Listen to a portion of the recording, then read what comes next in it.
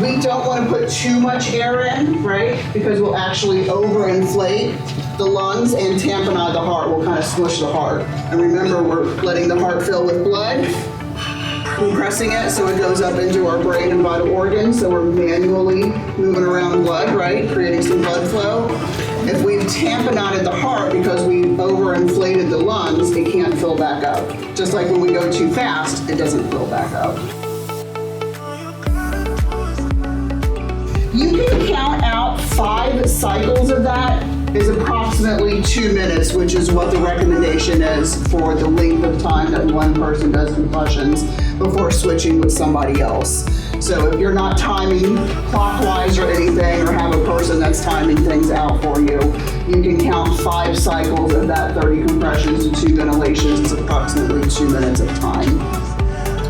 These are also good, as well as the pocket mask or barrier device there, for circumstances for when patients are kind of responsive, like out of it or unresponsive, but they have a pulse, right? So it can be due to a stroke, a head injury, drug overdoses, things like that. We have patients that aren't fully around, but they have a pulse. So they don't need CPR, right? Because that's what we're doing with CPR, is trying to manually create a little bit of a pulse or blood flow.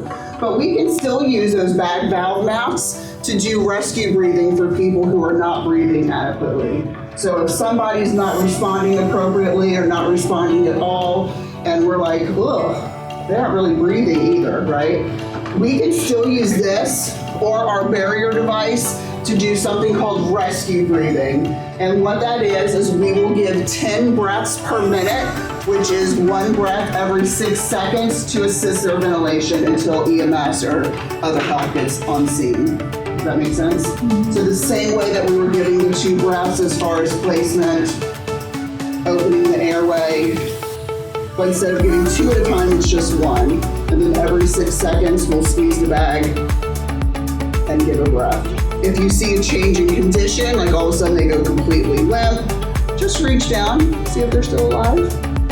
If they are, just continue rescue breathing. But if you reach down and we do not feel a pulse, then the importance of doing chest compressions would supersede giving the rescue breathing.